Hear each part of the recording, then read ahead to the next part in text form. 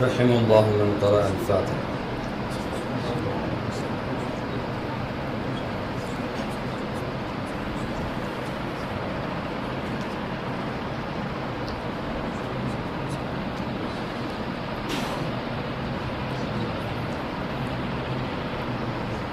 أعوذ بالله السميع العليم من الشيطان اللعين الرجيم.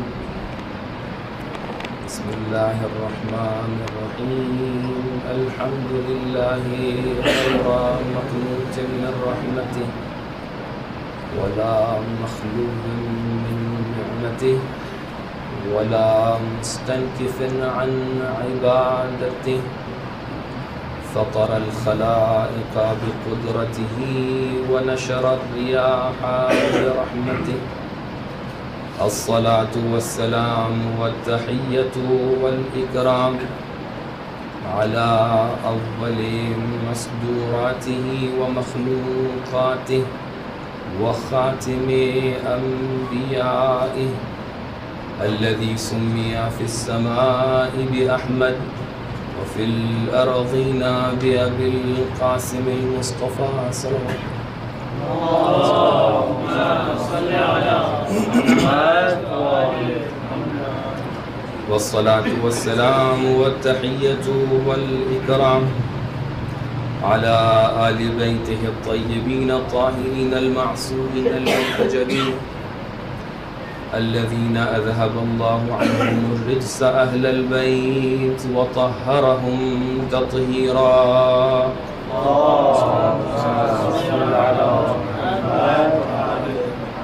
واللعنة الدائمة الأبدية الباقية على أعدائهم ومنكري فضائلهم وغاصبي حقوقهم أجمعين. أما بعد فقد قال الإمام الحسين عليه الصلاة والسلام: رضا الله رضانا أهل البيت نصبر على بلائه ويوفينا أجور الصابرين. لن تشد عن رسول الله لحمته وهي مجموعة له في حظيرة القدس. صلوات الله عليه وسلم.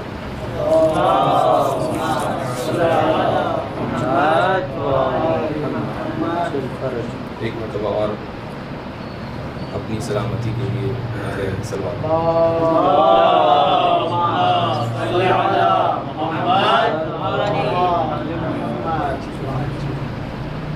عزیزان گرامی، بزرگان قوم و ملت، آپ بزرگان کے سامنے لب کشائی کرنا اور منبر پر حاضر ہونا توفیق کے ساتھ ساتھ ایک جسارت بھی ہے، اور قصد اصلاح سے آپ کے سامنے حاضر ہوا. میں نے کافی اصرار کیا کہ میرا نام فہرست سے ہٹا دیا جائے، لیکن جیسا کہ حکم ہوا ہے، حکم کی تعمیل کے لیے حاضر ہوا. امام حسین علیہ السلام کے حوالے سے تمام تر وہ گفتگو، تمام تر وہ باتیں، وہ معارف، وہ تعلیمات جو ہم ابھی تک کے سنتے آئے ہیں، وہ تمام تر باتیں امام حسین علیہ السلام کی شہادت سے قبل جو تصورات ہیں، جو مفاہیم ہیں، ان کے مطابق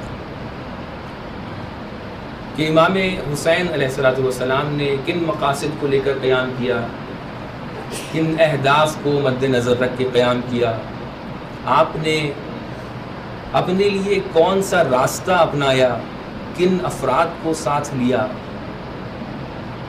لیکن ان تمام تر باتوں کے درمیان ایک بات جس کی طرف اشارہ ہونا اور اس کے اوپر گفتگو ہونا لازمی ہے، وہ یہ ہے کہ امام کی شہادت کے بعد والا جو مرحلہ ہے، اس میں خود امام حسین علیہ السلام کا مقام اور اس مقام کے درجات کیا کیا ہیں.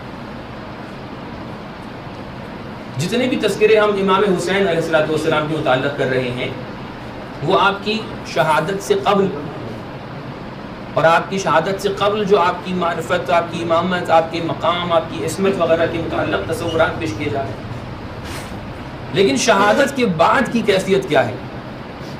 امام حسین علیہ السلام نے جو یہ قدم بڑھایا اور آپ اس مقام رفیع شہادت تک کے پہنچ گئے، اس کے بعد آپ کو اس شہادت کے بدلے اللہ تعالیٰ نے کیا دیا؟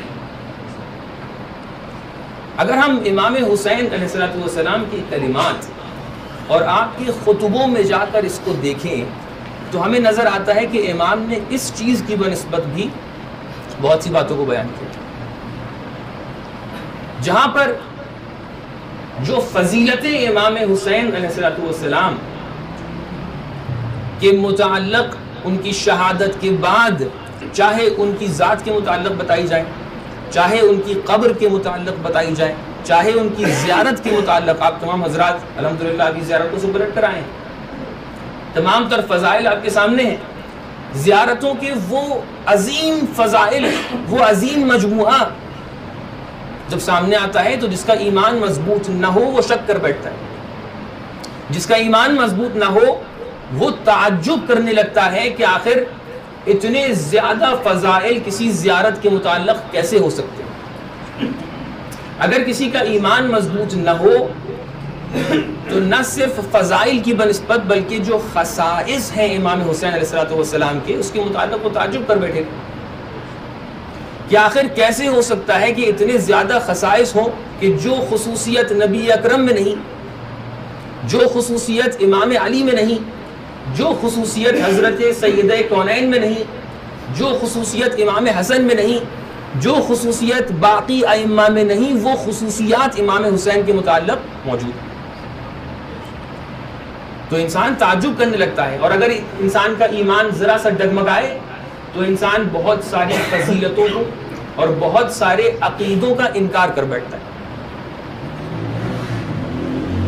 تو اب ان عقیدوں کا انکار یا ان فضائل کا انکار کیوں کرتا ہے؟ کیونکہ اس کو حقیقی معرفت نہیں ہوتی ہے کہ امام حسین علیہ السلام کو اس شہادت کے بدلے اللہ تعالیٰ نے کیا دیا۔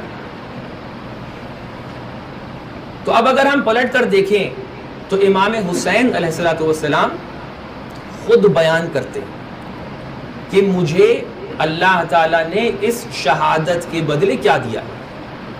اب میں انشاءاللہ اپنی گفتگو کے درمیان آپ کے سامنے مراحل میں ان باتوں کو بیان کروں، لیکن اگر ذرا سا غور ہم قرآنی آیات کے اندر کریں تو ہمیں یہ نظر آتا ہے کہ نہیں، انسان کو تعجب نہیں ہونا چاہیے کہ اللہ تعالیٰ نے امام حسین علیہ السلام کو وہ بقا اور وہ رفیع درجات عطا کیے ہیں کہ جو آپ کو آپ کی شہادت کے بدلے ملے۔ کیوں تعجب نہیں ہونا چاہیے؟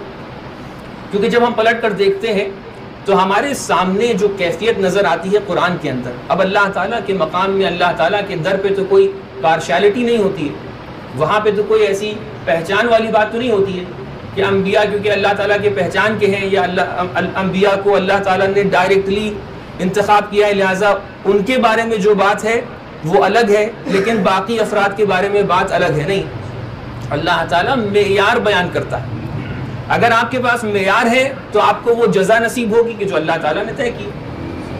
اب ہم دیکھتے ہیں کہ اللہ تعالیٰ نے انبیاء کے متعلق کن معیارات کو بیان کیا ہے۔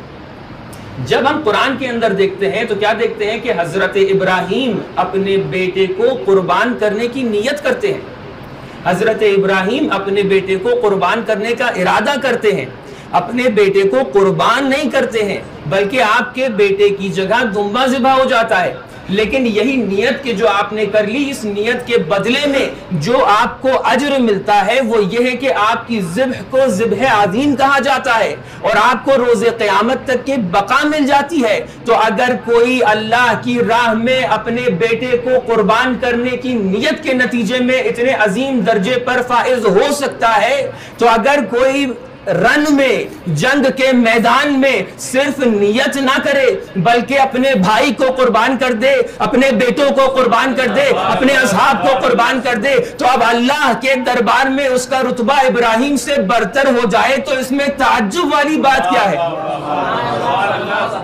ایک صلوات پڑھ دیں محمد و آل محمد۔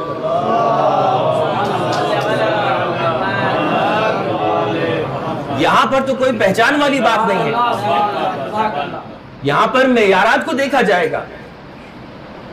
اگر وہاں پہ ہمیں یہ دکھائی پڑ رہا ہے کہ صفا و مروہ کے درمیان اگر ایک خاتون ہے جناب ہاجر ہیں، وہ اپنے بیٹے کی پیاس کو بجھانے کے لیے کوشش کرتی ہیں، تلاش کرتی ہیں، کاوش کرتی ہیں، سعی کرتی ہیں، اور اللہ تعالیٰ اس کوشش کو کیونکہ اللہ تعالیٰ کے راستے کے لیے، اللہ تعالیٰ کے مقصد کے لیے یہ کام کیا جا رہا تھا، تو اللہ تعالیٰ روز قیامت تک کے لیے اس کو بقا بخش دیتا ہے۔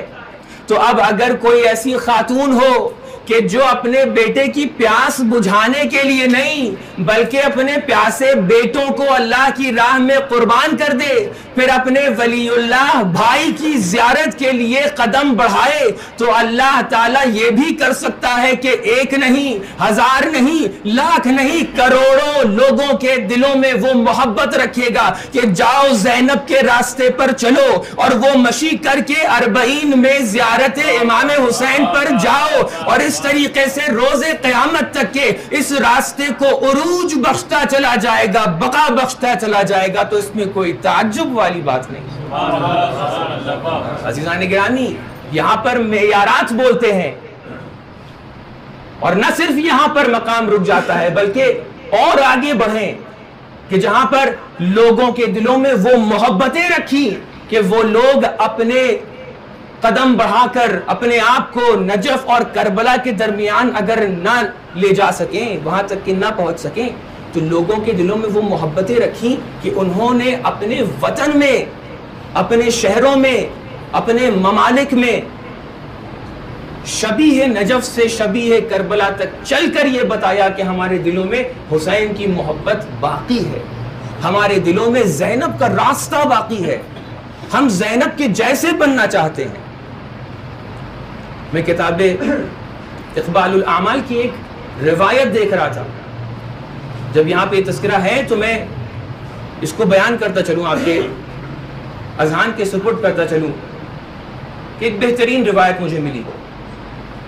کسی کی خدمت میں جسارت یا بے احترامی مقصد نہیں ہے، لیکن بہت ساری باتیں ممبروں پر سے بیان ہوتی ہیں، اور جب انسان روایات میں اور آیات میں اس کے برخلاف کچھ دیکھے تو بھلے ہی وہ میرے کوئی دوست کیوں نہ ہو، اگر اس نے ممبر پر سے کوئی بات بیان کی ہے تو ہماری ذمہ داری بھی یہ ہے کہ ہم ممبر پر سے جا کر ہی اس کا جواب دیں، کیونکہ آپ اکیلے میں جا کر جب بیان کریں گے تو ہو سکتا ہے اس کا جواب اور اس کا عقیدہ اور اس کا ایمان تو صحیح ہو جائے گا، لیکن جو ہزاروں لوگوں نے اس ممبر پر سے سنا تھا وہ اپنی جگہ پر باقی رہے۔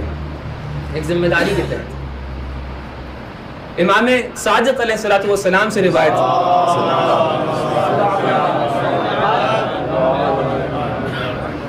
میں کیا دیکھا کہ ایک شخص آتا ہے، آپ سے سوال کرتا ہے کہ میں رسول اللہ صلی اللہ علیہ وآلہ وسلم کی زیارت پر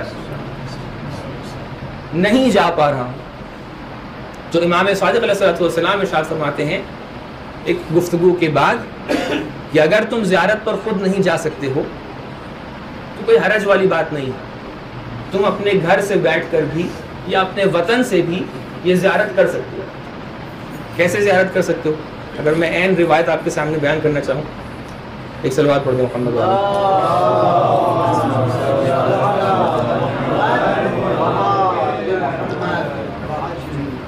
امام ارشاد فرماتے ہیں کہ اگر تم سفر کر کے وہاں تک کے نہیں جا سکتے، کیونکہ آپ نے سنا ہوگا یہ اس طریقے سے بیان ہوتا ہے کہ نہیں، یہ جو ہندوستان اور پاکستان کے اندر شبیہ حرم بنا دیا جاتا ہے، شبیہ نجف، شبیہ کربلا، شبیہ بقیع، شبیہ کاظمین، شبیہ سامرہ، یہ سب جو ہے معاذ اللہ کھلونے ہیں، آپ کے ہاتھ میں دیے جائیں تاکہ آپ اپنا وقت صرف کر لیں اور آپ کا دھیان اور آپ کی محبت حقیقی کربلا سے کم ہو جائے، حقیقی کربلا کی سمت آپ نہ جائیں۔ وہاں سے آپ کا دھیان بھٹک جائے. نہیں, یہ حقیقی کربلا سے دھیان بھٹکنا نہیں ہے, بلکہ یہ امام صادق علیہ الصلوۃ والسلام کی رہنمائی ہے کہ تم یہ کام کرو. کیسے یہ کام کرو؟ فَإِذَا أَرَدْتَ ذَلِكَ, جب تم اپنے وطن سے رسول اللہ کی زیارت پر جانا چاہو. دوبارہ میں عرض کروں گا, ملاقات و معیارات کی بات ہو رہی ہے یہاں پر. رسول اللہ کی زیارت میں موضوعیت نہیں ہے. یہاں پہ تنقیح مناد کر کے ہر وہ مزار کی جس کی زیارت جائز ہے اس کے متعلق آپ اس بات کو بیان کر سکتے ہیں. جب فَإِذَا أَرَدْتَ ذَلِكَ, جب تم اپنے وطن سے رسول اللہ کی زیارت کرنا چاہو تو فَمَثِّلْ بَيْنَ يَدَيْكَ شِبْهَ الْقَبْرِ, این روایت این تعبیر, تو اپنے سامنے شبیہ قبر بناؤ. اپنے لیے ایک شبیہ قبر بنا. ہو سکتا ہے یہاں پہ کوئی جواب دے دے کہ نہیں, شبیہ قبر کا مطلب یہ ہے کہ ذہن میں تصور کر لو. نہیں, امام کہہ رہے وَاكْتُبْ عَلَيْهِ اسْمَهُ, اور اس شبیہ قبر پر رسول اللہ کا نام لکھو. یہاں تک کہ بات ختم نہیں ہوتی ہے. یہاں تک کہ کیا کیفیت رہے گی کہ ہم نے اپنے وطن کے اندر ایک شبیہ نجف بنا لی, ایک شبیہ مدینہ بنا لی, ایک شبیہ کربلا بنا لی. یہاں پہ بات ختم نہیں ہو رہی ہے. امام آگے ارشاد فرماتے ہیں کہ اب تم زیارت کرنا چاہتے ہو نا, تو آگے کیا کرو؟ فَتَكُونَ عَلَى غُسْلٍ, میں پوچھوں گا اے امام, غسل کرنا تو رسول اللہ کی قبر کے آداب میں سے تھا.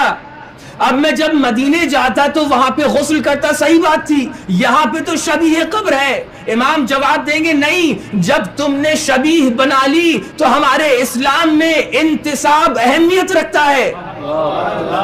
جب تم نے نسبت دے دی تو وہ اہمیت جو رسول اللہ کی قبر کی تھی وہ اہمیت یہاں پر بھی آ گئی. اب یہاں پر تم غسل بھی کرو گے. آگے بیان فرما رہے ہیں ادب کی رعایت کرنا. کیا کرنا؟ ثم قم قائما, قم قائما, صرف کھڑے مت ہو جانا, ایک خاص طریقے سے ادب کرنا. معلوم یہ ہوا وہ تمام تر آداب کہ جو ہم زیارت قبر رسول اللہ کے لیے رعایت کرتے تھے وہ تم اپنے وطن میں بیٹھ کر اسی طریقے سے اس شبیہ قبر کے لیے بھی آداب کی رعایت کرنا. تو جواب یہ ہوا کہ دیکھیے ہم نے شبیہ نجف بنا لی, ٹھیک, ہم نے شبیہ کربلا بنا لی, ٹھیک. اب ان کے درمیان اگر کربلا میں مشی کرنا صحیح ہے تو جو آداب وہاں پر ہیں وہی آداب یہاں پر ہیں. یہاں پر بھی ہم نجف سے کربلا تک کے مشی کریں گے اور اللہ تعالی ہمیں وہی ثواب دے گا جو اس نے وہاں کے لیے لکھا ہے. ایک صلوات پڑھیں محمد و آل محمد.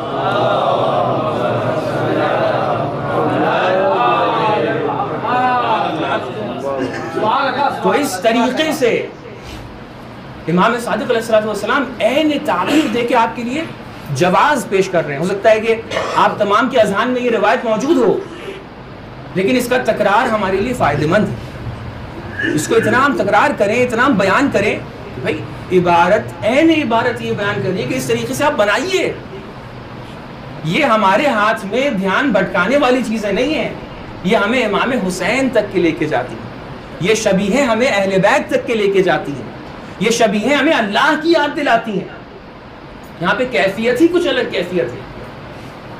تو اس کا مطلب یہ ہوا کہ امام حسین علیہ الصلوۃ والسلام کا جو درجہ ہے, جو مقام ہے, وہ اللہ تعالیٰ نے معیارات کے تحت ایک عظیم درجہ رکھا ہے. اب میں جلدی جلدی چند باتیں آپ کے سامنے بیان کرتا ہوں, آپ کی زحمتوں کو تمام کرتا ہوں. امام خود جب 8 ذی الحجہ کو مکے سے نکلنے کے لیے ارادہ کر رہے ہیں تو وہاں پر ایک خطبہ بیان فرماتے ہیں. اس خطبے کے اندر آپ ارشاد فرماتے ہیں کہ رضا اللہ رضانا, اللہ تعالیٰ کی جو مرضی ہے وہی ہماری مرضی ہے. نصبر علی بلائی, جو ہمارا وہ امتحان لیتا ہے ہم اس کے اوپر صبر کرتے ہیں.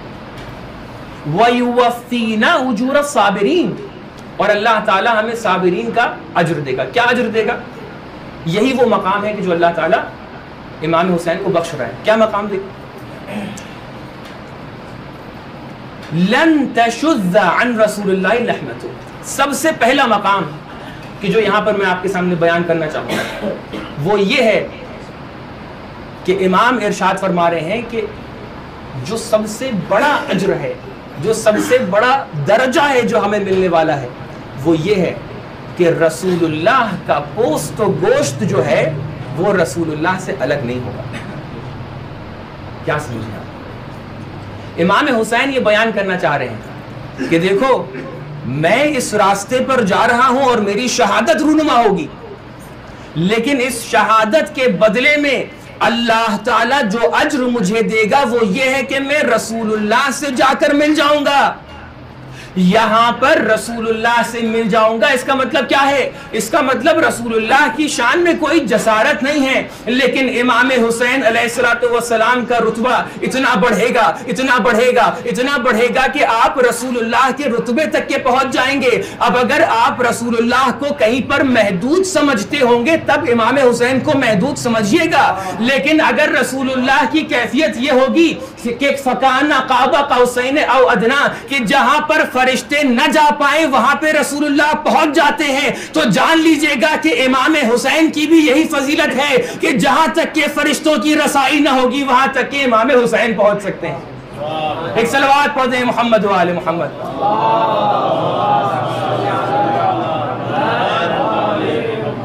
اور یہاں پر بھی کسی شخص کی بات نہیں ہو رہی ہے، یہاں پر حقیقی اشخاص الگ ہوتے ہیں، حقوقی اشخاص کی بات ہو رہی ہے. یہاں پر امام حسین علیہ السلام حسین کو محمد مصطفیٰ صلی اللہ علیہ وآلہ وسلم کے مرتبے تک کے پہنچنے کی بات نہیں کر رہے ہیں، بلکہ آپ بیان کرنا چاہ رہے ہیں کہ دیکھو میں امامت کا نمائندہ ہوں اور محمد مصطفیٰ رسالت کے نمائندے ہیں. یہ امامت کا راستہ جا کر نبوت اور رسالت تک کے ملتا ہے، مجھے کسی اور سے الگ نہ سمجھنا. امام حسین ایک فارمولا دے رہے ہیں کہ دیکھو دنیا بھر میں جو بھی نبوت کی محبت کا دعویٰ کرے، اگر اس کے دعوے کا سچ یا جھوٹ سمجھنا ہے تو دیکھ لینا کہ حسین کو کتنا محبت کرتا ہے. اگر وہ حسین کی محبت اپنے دل میں رکھتا ہے تو اس کا مطلب حقیقی معنی میں محب رسول اللہ بھی ہے. اور جو حسین کی محبت کا دعویٰ کرے اس کے دل میں نبوت کی محبت کو دیکھ لینا. جو حسین کی محبت کا دعویٰ کرے اور رسول اللہ کے راستے پر نہ ہو سمجھ جانا وہ حسینی نہیں ہے. ایک صلوات پڑھ دیں محمد و آل محمد.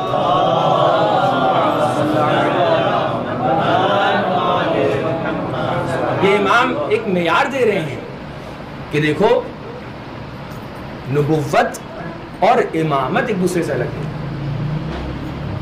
اسی سے مشابہ تذکرہ ہے تو اس بات کو بیان کرتا چلوں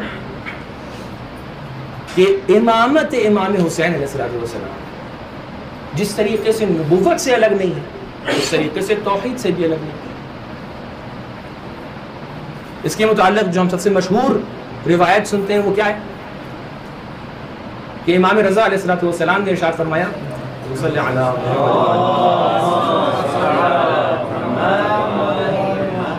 کیونکہ ایام وہ ایام ہیں کہ جس میں بہتر ہے کہ تذکرہ رسول اللہ صلی اللہ علیہ وسلم کا بھی ہو جائے، امام رضا علیہ السلام کا بھی ہو جائے، تمام ائمہ اور معصومین کی جن کا نام ان ایام میں آتا ہے اور یہ ایام ان سے منتسب ہیں، اتنا بہتر ہے ان کا تذکرہ.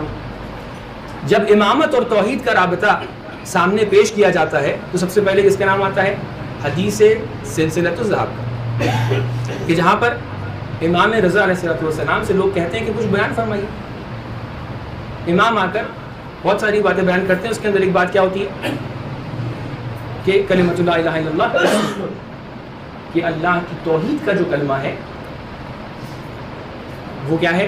اللہ تعالیٰ کا حصن ہے، قلعہ ہے، اس کے اندر جو بھی جائے گا وہ محفوظ ہو جائے گا. اور پھر آپ آ کر بیان کرتے ہیں، کیفیت کیا ہوتی ہے کہ امام آگے بڑھ جاتے ہیں اور آگے بڑھنے کے بعد رکنے کے بعد ایک مرتبہ جو کیفیت تاریخ میں بیان ہوئی ہے کہ ناقے سے باہر آ کر ارشاد فرماتے ہیں کہ بشرطہا و شروطہا وانا من شروطہا، کہ میں بھی توحید کی شروط میں سے ایک ہوں. تو یہاں سے علماء بیان کرتے ہیں کہ کیا کہ امامت توحید کی شروط میں سے ایک، یعنی امامت اور توحید کا ایک خاص رابطہ ہے. لیکن سوال ذہن میں یہ اٹھتا ہے کہ امام رضا علیہ السلام جب حدیث کو بیان کر رہے تھے تو ایک ہی مرحلے میں پوری حدیث بیان کر دیتے. آپ نے پہلے کلمہ توحید کو بیان کیا اور کچھ دیر وقفے کے بعد امامت کا تذکرہ کیا. جب اس کے اوپر غور کیا تو ایک ہو بہو کیفیت سامنے نظر آئی تاریخ کے اندر. پیغمبر اکرم صلی اللہ علیہ وآلہ وسلم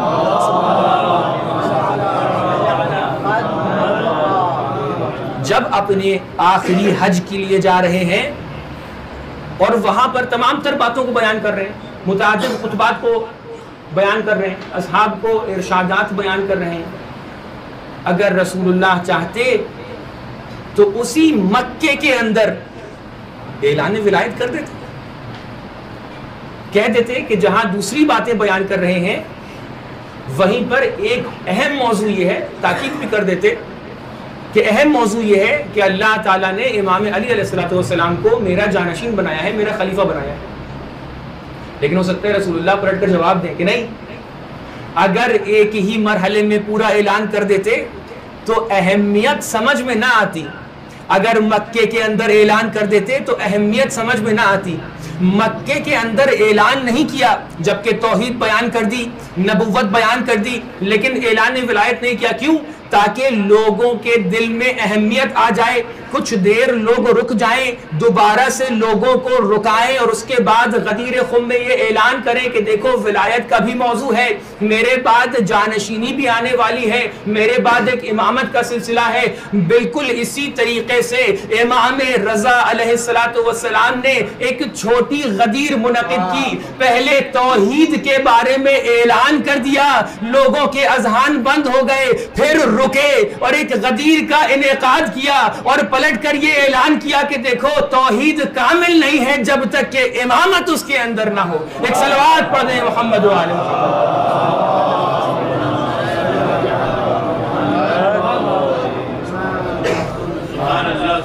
یہ چھوٹی غدیر ہے اگر اس پہ غور کیا جائے.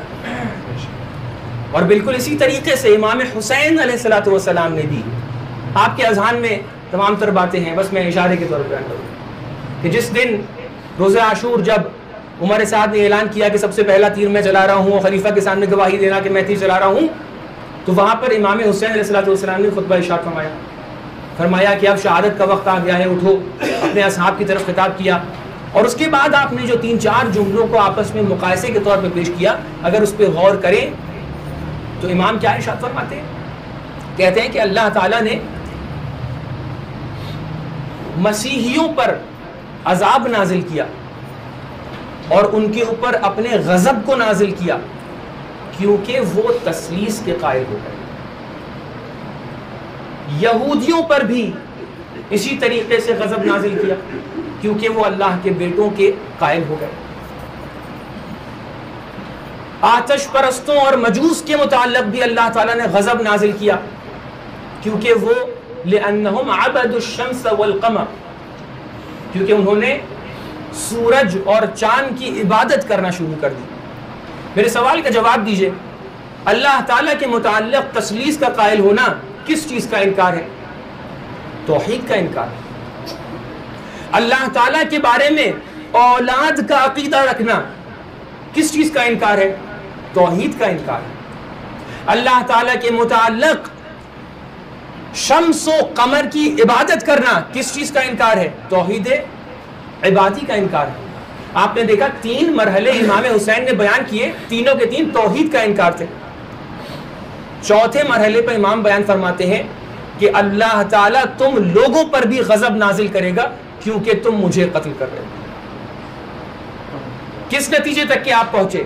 امام حسین علیہ السلام بتانا یہ چاہتے ہیں کہ جس طریقے سے عقیدہ تثلیث توحید کے خلاف ہے, جس طریقے سے اللہ تعالیٰ کی اولاد کا عقیدہ توحید کے خلاف ہے, جس طریقے سے شمس و قمر کی عبادت توحید کے خلاف ہے, بالکل اسی طریقے سے حسین کے سامنے کھڑے ہو کر حسین کی مخالفت کر کے حسین کو شہید کرنا بھی توحید کی مخالفت ہے. کیوں؟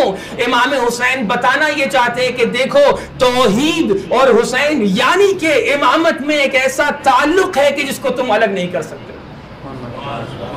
تو معلوم یہ ہوا کہ امام حسین علیہ السلام مختلف خطبات کے اندر بار بار اس بات کو بیان کر رہے ہیں کہ دیکھو حسین کا راستہ نبوت کا راستہ ہے, حسین کا راستہ توحید کا راستہ ہے. جو یہ چاہتا ہے کہ حقیقی معنی میں دین پر عمل پیرا ہو وہ حسینیت کے اندر شریک ہو جائے. اگر حسین والا نہیں ہے تو وہ توحید پرست نہیں ہے، وہ اللہ والا نہیں ہے، وہ نبوت والا نہیں ہے. اب مزید آپ کی زحمتوں مشقتوں کو کم کرتے ہوئے 3-4 باتیں اور نقطہ وار بیان کر دوں اور آپ کی زحمتوں کو ختم کر دوں. امام باقر علیہ السلام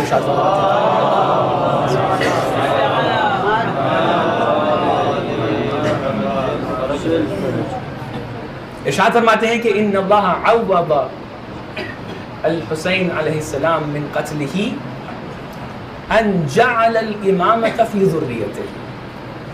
امام تعبیر بیان کر رہے ہیں، امام ارشاد فرما رہے ہیں کہ دیکھو امام حسین علیہ السلام نے جو شہادت پیش کی ہے اپنی اولاد کی، اپنے اصحاب کی، اس کے بدلے میں اللہ تعالیٰ نے امام حسین کو کیا دیا؟ دوسرا اجر. پہلا اجر کیا ہو گیا کہ رسول اللہ کے مرتبے تک کے پہنچا دیا. اب اس حدیث کے اندر 3-4 مراحل بیان کی گئے کہ امام حسین علیہ السلام کے جتنے بھی زائرین ہیں جب وہ زیارت پر جاتے ہیں تو یہ زیارت کا وقت ان کی عمر کا حساب ان کی عمر کا حصہ نہیں ہوا کرتا. اگلی بات کیا بیان کی کہ وَالشِّفَاءَ فِي تُرْبَتِهِ، کہ تیسرا مقام اور تیسری منزلت امام حسین کو ان کی شہادت کی عوض کیا ملی کہ ان کی تربت میں شفا رکھی گئی. خاک شفا امام حسین علیہ السلام کی تربت. اور کیا کہ امام حسین علیہ السلام جو اس حدیث کی کیفیت ہے جو امام باقر علیہ السلام ارشاد فرما رہے ہیں کہ عوض الحسین من قتلہ.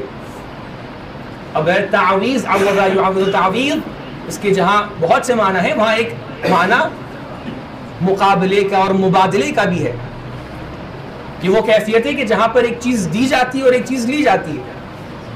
یہاں پر ایسا نہیں ہے کہ صرف ایک طرف سے معاملہ ہو رہا ہے، نہیں، یہاں پر ایک طرف دینے والا ہے اور ایک طرف لینے والا ہے.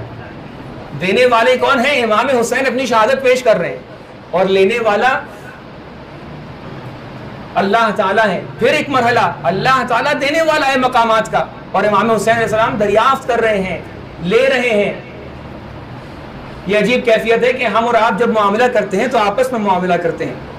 میں معاملہ کروں گا سلیم بھائی سے اور سلیم بھائی مجھ سے. ہم عام لوگ جب معاملہ کرتے ہیں تو لین دین آپس میں ہمارا ہوتا ہے.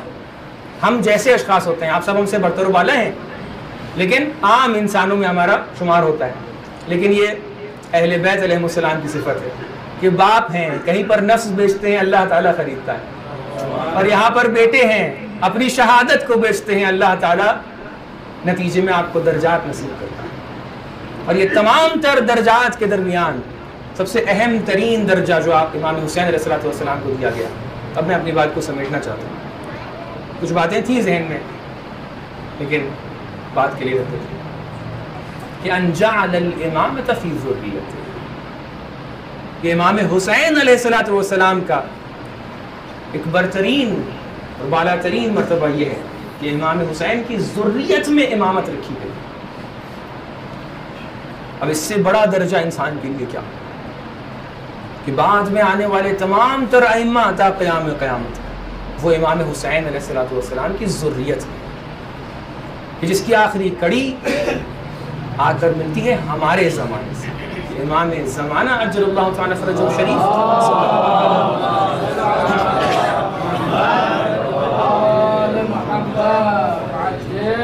آپ امام حسین علیہ السلام کی ذریت سے. اشارہ تو آپ کر رہے ہیں کہ لوگ آگے آ جائیں لیکن تقریباً گفتگو میری ختم ہے تو لہٰذا شاید فائدہ بہت نہ ہو.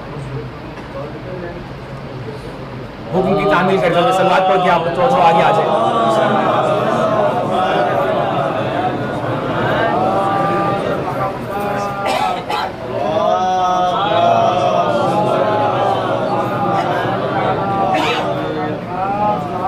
حق تو یہ ہے کہ جو لوگ پہلے آ گئے ہیں جہاں بیٹھ کے ہیں ان کا حق تھا، جو لوگ بعد میں آ رہے ہیں وہ لوگ آگے آئیں لیکن بہرحال جو روش بنی ہوئی.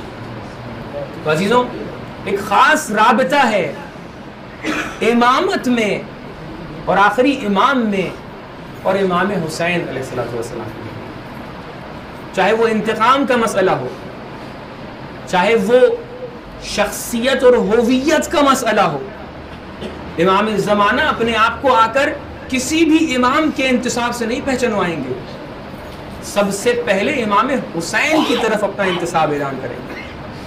تو ایک عجیب کیفیت ہے۔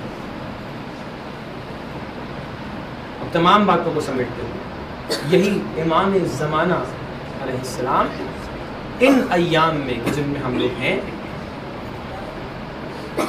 تمام تر مصیبتیں آپ کے اوپر آئیں گی، تمام تر غم آپ کے اوپر آئیں گے۔ کون سے غم؟ 2 شہروں کا تذکرہ آپ کے سامنے کرتا ہوں، آپ کی زحمت کو تمام کریں۔ ایک شہر کہ جس کی طرف امام کی توجہ ہے، شہر سامرہ، کہ جہاں پر امام کی توجہات منعطف ہیں کہ ہائے میرا بابا انہی ایام میں شہر سامرہ کے اندر کتنا تڑپ رہا تھا، جب آپ کو زہر دے دیا گیا تھا تو کیا کیفیت تھی۔ امام عسکری علیہ السلام نے پہلے سے اعلان کر دیا تھا کہ دیکھو میں اس زہر کے نتیجے میں فلاں دن کے بعد برداشت نہ کر سکوں گا، میں اس دنیا سے چلا جاؤں گا۔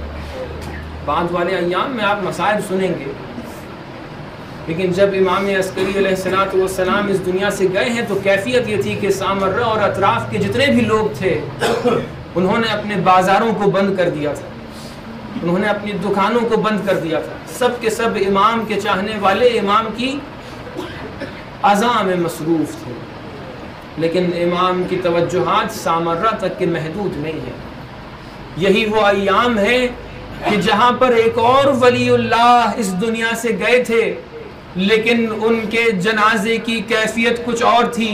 وہاں پر لوگوں نے اپنی دکانوں کو بند نہ کیا تھا، بلکہ لوگوں نے رسول اللہ کے جنازے کو ایسے ہی چھوڑ کر اپنی خلافتوں کو تعین کرنا بہتر سمجھا تھا۔ لیکن لوگ یہاں پر رکے نہیں تھے، بلکہ اپنی بنی ساعدہ کی خلافتوں کو طے کرنے کے بعد جب رسول اللہ کی آل کو دیکھا کہ انہوں نے رسول اللہ کی بنسبت اہتمام کیا، اپنی محبت کا اظہار کیا، اپنے حق کو ادا کیا، تو اب کہیں لوگوں کے اذہان رسول اللہ کی طرف نہ چلے جائیں، فاطمہ زہرا کی طرف نہ چلے جائیں، اس لیے لوگ لکڑیاں اور آگ لے کر دروازے پر جمع ہو گئے تھے۔ یہی ایام تھے کہ جب زہرا پر دروازہ گرایا گیا تھا، یہی ایام تھے جب محسن کو شہید کیا گیا تھا، یہی ایام تھے جب فاطمہ زہرا اپنے بابا کو یاد کر کے رو رہی تھی، لیکن آپ پر جلتا ہوا دروازہ گرایا جا رہا تھا۔ لیکن ہو سکتا ہے امام زمانہ کے ذہن میں ایک اور مرحلہ بھی آئے۔ یہی ایام تھے نا کہ جب امام حسین کا کاروان مدینے کی سمت پلٹ کر آ رہا تھا، ایک مرتبہ امام سجاد نے کہا مدینے کے باہر رک جاؤ، میں پوچھوں گا اے امام سجاد مدینے کے باہر رکنے کا حکم کیوں دے رہے ہیں؟ چند قدم بچے ہیں مدینے میں داخل ہو جائیں۔ عجب نہیں، امام سجاد جواب دے یہ کاروان بہت بے احترامیاں سہ چکا ہے، بہت اذیتیں سہ چکا ہے، بہت آزار سہ چکا ہے، ذرا کچھ دیر رک جاؤ، مدینے والے آ جائیں، ذرا احترام کر لیں، ذرا سلام کر لیں، ذرا ادب و احترام دکھا دیں، اس کے بعد ہم مدینے میں داخل ہوں گے۔ اجرکم عند اللہ۔ ہاں زاداران، یہی ایام تھے کہ جب زینب اولیاء مقام مدینے میں داخل ہو رہی تھی، میں ایک بات بتاؤں، جو بھی انسان اس کے اوپر کوئی ظلم ہو جائے، کوئی اس کے دل میں غم ہو، تو انسان کوشش یہ کرتا ہے کہ اگر کوئی بڑا میرے سامنے آ جائے گا تو میں اپنا دل اس کے سامنے ہلکا کر لوں گا. لیکن اگر زینب اولیاء مقام کی کیفیت کو دیکھا جائے تو حسین کے گزرنے کے بعد سب سے بڑی فرد زینب اولیاء مقام تھی، کس کے سامنے اپنے مصائب کو بیان کرتی، کس سے اپنے غم کو بیان کرتی. یہ تمام کے تمام مصائب دل میں رہ گئے تھے، یہ تمام کے تمام غم دل میں بسے ہوئے تھے. ہو سکتا ہے زینب دل میں سوچ رہی ہو، یا اللہ، زینب یہ سوچ رہی ہو کہ جب میں مدینے جاؤں گی تو اپنے جد کی قبر پہ جا کے شکایت کروں گی. جب میں مدینے جاؤں گی عزیزوں، جب کوئی خاتون ہوتی ہے تو وہ اپنے دل کو ہلکا کرنے کے لیے ایک کام ضرور کرتی ہے، اپنی باتوں کو اپنی ماں سے ضرور بچاتی ہے. ہو سکتا ہے زینب اولیاء مقام یہ سوچ رہی ہو کہ جب میں مدینے جاؤں گی تو میں اپنی ماں کی قبر پہ جا کے بہت شکایت کروں گی. عزیزوں، کچھ حقائق ہیں، میں اس کو ایک تصوراتی کیفیت میں آپ کے سامنے بیان کرتا ہوں. ہو سکتا ہے آپ گریہ کریں، ہو سکتا ہے کہ جب زینب اولیاء مقام مدینے میں داخل ہوئی ہو آپ نے یہ سوچا ہو کہ میں اپنی ماں کی قبر پہ جا کے ایک مرتبہ شکایت کرنا شروع کرتی ہوں. اگر زینب اولیاء مقام شکایت کرے تو کیسے شکایت کریں گی؟ ہاں، آ کر ہو سکتا ہے یہ کہا ہو کہ اے اماں، آج مجھے سمجھ میں آ گیا کہ جب نامحرموں کے درمیان جا کر اپنے حق کو مانگنا پڑتا ہے تو کیا کیفیت ہوتی ہے. اے اماں، اپنے محسن کو کھویا تھا، آج مجھے سمجھ میں آ گیا کہ جب اپنے بچوں کو کھونا پڑتا ہے تو کیا کیفیت ہوتی ہے. اے اماں، مجھے سمجھ میں آ گیا کہ جب کوئی دشمن تازیانے مارتا ہے، جب کوئی دشمن تماچے مارتا ہے تو کیا کیفیت ہوتی ہے. اے اماں، آج میں سمجھ سکتی ہوں کہ آپ کی کیفیت کیا تھی. عجب نہیں، فاطمہ اگر جواب دینا چاہے تو ایسے جواب دے کہ اے میری بیٹی، تم نے بہت ظلم سہے لیکن تم نے میرا ظلم نہ سہا. جب تمہارے اوپر تازیانے مارے جا رہے تھے تو تمہارے اون محمد زندہ نہ تھے، لیکن جب مجھے تماچا مارا گیا تو میرا حسن میرے سامنے کھڑا تھا.